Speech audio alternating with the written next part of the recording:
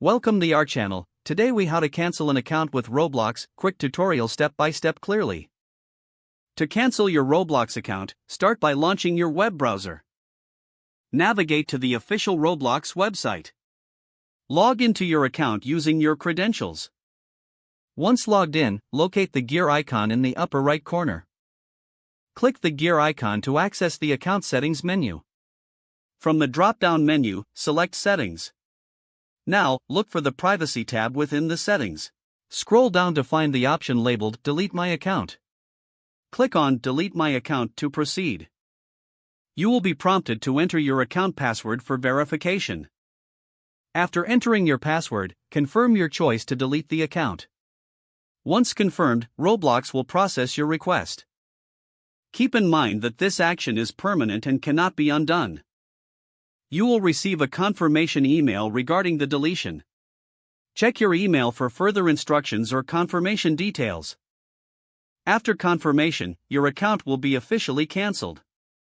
If the page does not load, refresh the browser or try again in a private or incognito window. Make sure you are using the correct email address, then retype it carefully to avoid small typos. If your password is not accepted, use the reset option and create a new strong password you can remember. Check your spam folder for verification or security emails, then complete any requested. Enable two-factor authentication if available to improve account security and reduce unauthorized access risk. After signing in, review your profile details so your contact information and settings are accurate and current. If you see an error message, note it down and try again after restarting your device and internet connection.